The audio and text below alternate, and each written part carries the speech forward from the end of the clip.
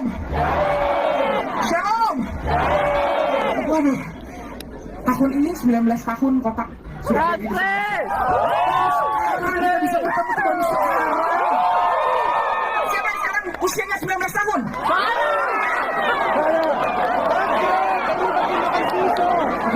Enggak, tadi cocok 19 tahun. Palsu dia. Terima kasih banyak Toraja. Ya ampun, akhirnya aku bisa ke Toraja.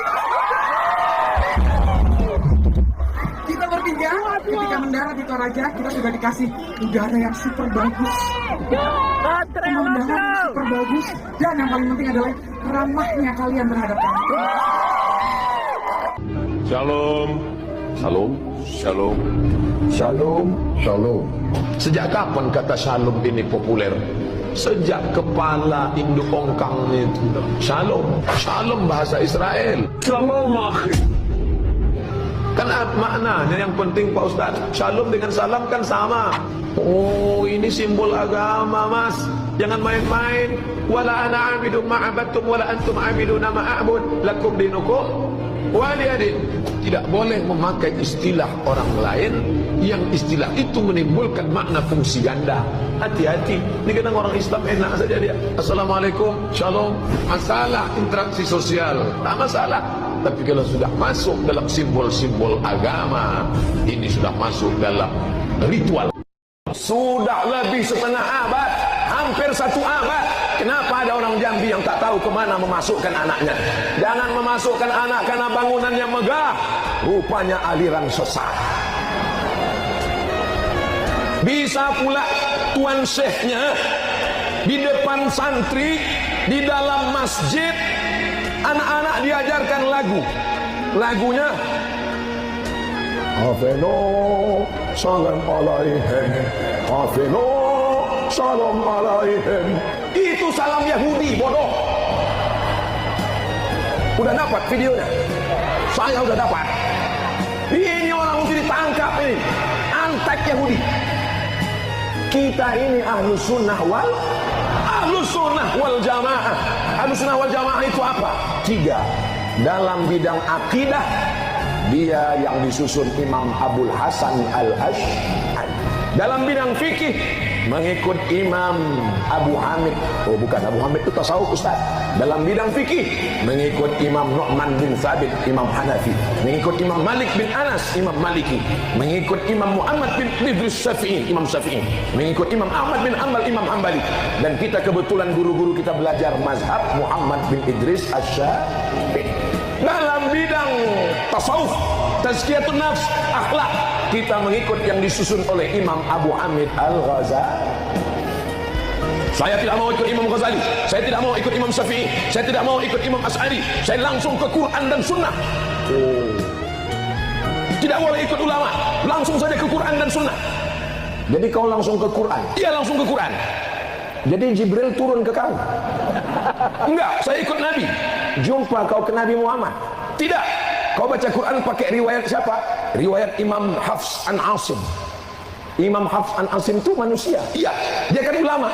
Asim itu manusia. Iya. Dia kan ulama. Oh iya. Nah teman-teman, itulah cuplikan video seorang artis muslim atau seorang musisi yang beragama muslim, di mana di salah satu konser dia menyambut dan mengucapkan kata shalom kepada penonton yang hadir pada saat itu. Dan kita tahu bahwa baru-baru ini juga adalah merupakan hal yang lagi viral, ramai di media sosial terkait dengan shalom ini, salam Yahudi, yang dimana seorang pemimpin pondok pesantren Al-Zaitun Indramayu diduga melakukan pelecehan terhadap agamanya sendiri, karena pemimpin pondok pesantren ini yang menyanyikan atau mengajar santri-santrinya atau seluruh staf dan dosen yang mengajar di Ponpes Al-Zaitun itu menyanyikan salam atau salam Yahudi, dan ini sebuah kontroversial di kalangan mereka. Jadi oleh karenanya Ustadz Abdul Somad juga menyuarakan dan menyerukan supaya tidak terus-menerus menyebutkan kata shalom itu. Mengapa saudara? Bagi Ustadz Abdul Somad, menyebut kata shalom itu berkaitan dengan simbol agama. berkaitan dengan agama. Nah, menurut Ustaz Abdul Somad, kalau sudah masuk dalam ranah simbol agama, sudah pasti masuk dalam ritual ungkapnya. Jadi inilah yang membuat Ustaz Abdul Somad tidak suka menyampaikan atau mengucapkan kata shalom. Ya, saya juga paham dan mengerti Ustadz ini, di mana seorang ia juga adalah suka yang mengharam-haramkan mengucapkan kata Natal. Dan ini juga kita tahu bahwa orang semacam ini ya, yang anti sekali ucapan-ucapan hari-hari yang besar bagi agama Kristen, ya tidak sama sekali suka ya. Ya terserah, ini hak dan juga kebebasan ya, tidak dipaksa. Dan kalau Anda tidak juga mengucapkan selamat hari Natal, bagi kami tidak perlu sekali, dan kami tidak butuh ucapan-ucapan yang tidak tulus ya. Ya teman-teman, bagi saya UAS ini sangat dangkal ya, terkait dengan keyakinan dan iman ya. Masa untuk menyebutkan salam agama lain dikait-kaitkan dengan imannya ya, ini mencuci otak jemaat ya, supaya tidak menghargai agama lain ya.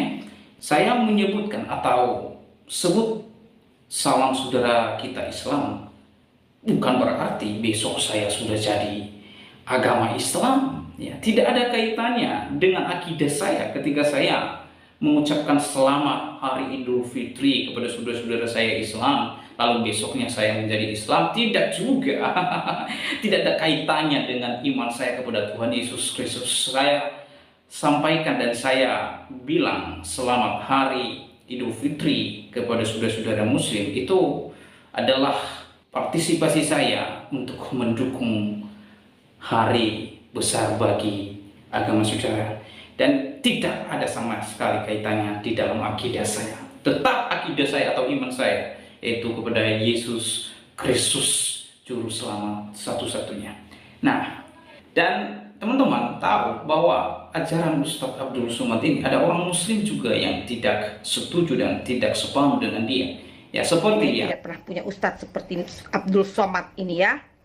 Ya, ingat itunya punya kiai sendiri yang lebih cerdas, yang lebih waras, yang nggak pernah mengkafir-kafirkan dan mengharam-haramkan orang lain, yang nggak pernah mencampur-campuri agama orang lain. Itu kiainya itu hebat banget, itu ada di Jawa Timur. Abdul Somad ini mengharamkan permainan catur. Lalu kemarin juga beredar lagi kabar dia mengharamkan Hari Ibu. Katanya Hari Ibu itu adalah contoh perbuatan orang kafir. Jadi yang nggak kafir yang mana menurut kau? Kemarin salib orang Kristen kau bilang ada setannya di situ.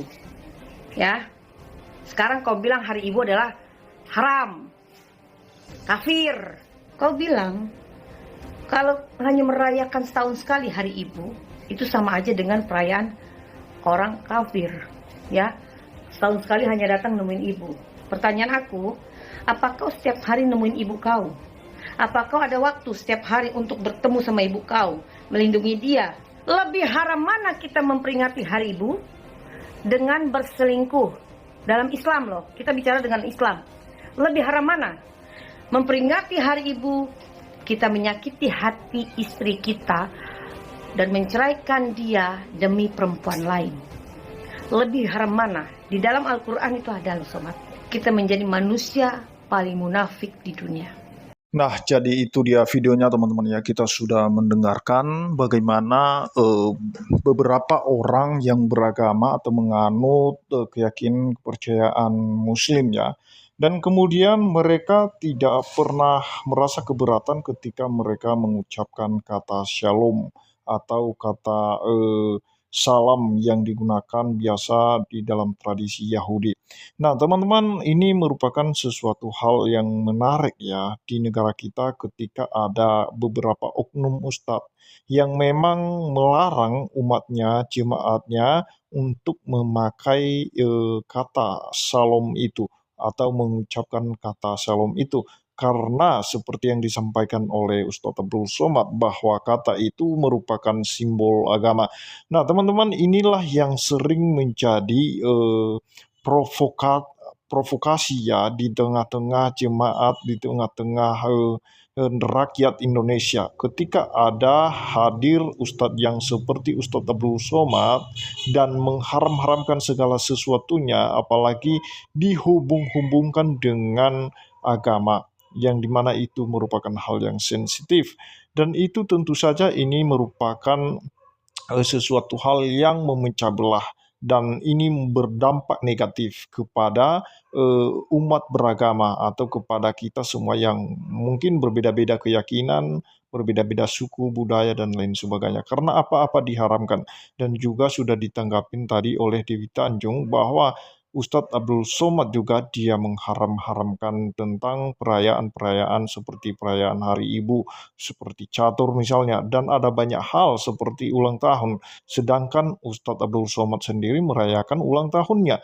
Di lain sisi dia mengatakan bahwa itu perayaan yang dilakukan oleh orang-orang kafir. Tetapi kenapa kemudian dia melakukan hari perayaan itu? Dia melaksanakan atau merayakan hari ulang tahunnya sendiri. Apakah dia sudah murtad?